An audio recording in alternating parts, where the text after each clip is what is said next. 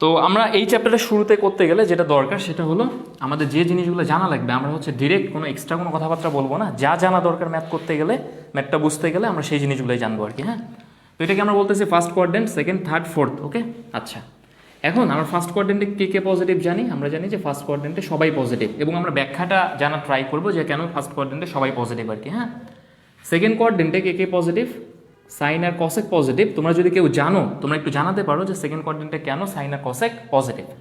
Third কোয়াড্রেন্টে tan cot positive, fourth কোয়াড্রেন্টে sec আর কস পজিটিভ। হ্যাঁ, ওকে, এখন আমরা এখন আমরা বোঝার ট্রাই করি যে কেন হচ্ছে ফার্স্ট কোয়াড্রেন্টে সবাই পজিটিভ এবং কেন বাকি কোয়াড্রেন্টগুলোতে এই ব্যাপারটা হয়। হ্যাঁ, এখন ধরো আমরা এখানে ফার্স্ট কোয়াড্রেন্টে একটা ত্রিভুজ আগাইতেছি। হ্যাঁ, তো এটা ভূমির মান এক্স, এটা হচ্ছে তার লম্বের মান ওয়াই, এবং এটা হচ্ছে তার অতিভুজের মান, এটা হচ্ছে আর। ঠিক আছে, আবার ধরো এইখানে আমরা আরেকটা ত্রিভুজ আঁকালাম, একটু লাল কালার দিয়ে আঁকাই। তো এটা হচ্ছে, আমরা এটার নাম দিলাম হচ্ছে মাইনাস ওয়াই, কারণ এটাও লম্ব, এটাও লম্ব, এটা পজিটিভ লম্ব মানে হচ্ছে ওয়াই অক্ষের উপরের দিকে আছে, আর এটা ওয়াই অক্ষের নিচের দিকে আছে, মাইনাস ওয়াই।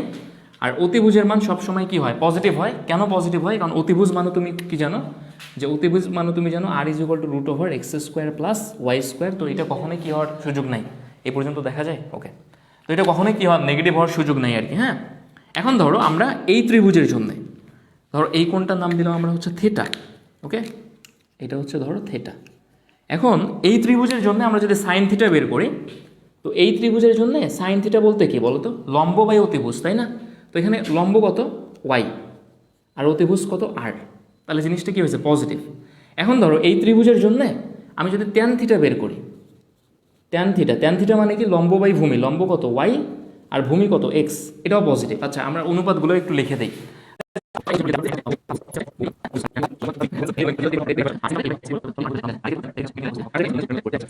এখন ধরো আমরা এই ফার্স্ট কোয়াড্রেন্টে সাইন থিটা বের করলাম আর ট্যান থিটা বের করলাম।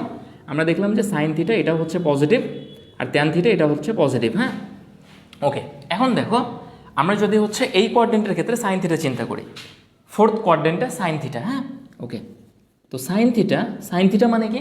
লম্ব বাই অতিভুজ, তাই তো? তো এখানে লম্ব কত দেখো তো? লম্ব হচ্ছে মাইনাস ওয়াই, আর অতিভুজ কত? আর। কারণ ওয়াই, কেন মাইনাস ওয়াই? কারণ যখন হচ্ছে ওয়াই অক্ষ থেকে আমরা নিচের দিকে চলে গেছি, কারণ আমরা এই জিনিসটা নিশ্চয়ই সবসময় জানি যে এক্স অক্ষের ডানে ওয়াই অক্ষের উপরে সবসময় কি হয় বলো তো?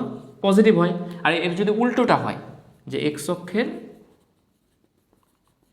বামে আর ওয়াই অক্ষের নিচে সবসময় কি হবে বলো তো? নেগেটিভ হবে। ঠিক আছে, ওকে, তাহলে এখানে যদি সাইন থিটা চিন্তা করি, এই লম্বটা কি নিচের দিকে চলে গেছে না? তাহলে এটা কত? Minus Y. তাহলে সাইন থিটা লম্ব বাই অতিভুজ, আলটিমেটলি ভ্যালুটা কি হইতেছে? একটা নেগেটিভ ভ্যালু দিতেছে, তাই না? ওকে, এবার যদি এই কোয়াড্রেন্টে আমরা যদি কস থিটা চিন্তা করি, কস থিটা মানে কি? ভূমি বাই অতিভুজ। তো এখানে ভূমি কত দেখো তো? ভূমি হচ্ছে এক্স, আর অতিভুজ কত? আর। তাহলে এই ভ্যালুটা কি দিতেছে? একটা পজিটিভ ভ্যালু দিতেছে, তাই না?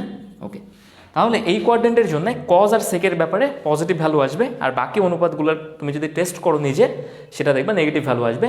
এটাই হচ্ছে রিজন যে কেন ফার্স্ট কোয়াড্রেন্টে সবগুলো পজিটিভ হয়, সেকেন্ড কোয়াড্রেন্টে কেন সাইন কসেক পজিটিভ হয়, থার্ড কোয়াড্রেন্টে ট্যান কট সেক কস কেন পজিটিভ হয় আর কি। হ্যাঁ, তোমরা যদি এখানে একটা ত্রিভুজ আঁকাও আর এখানে একটা ত্রিভুজ আঁকায় তোমরা যদি টেস্ট করো, যে যেমন এখানে এক্সের মানটা কত? এখানে এক্সের মানটা হচ্ছে মাইনাস এক্স, এক্স অক্ষের বামে, ওয়াইয়ের মানটা হচ্ছে মাইনাস ওয়াই, ওয়াই অক্ষের নিচের দিকে, আর অতিভুজ হচ্ছে আর, সেটা সবসময় কি হয়? পজিটিভ হয়।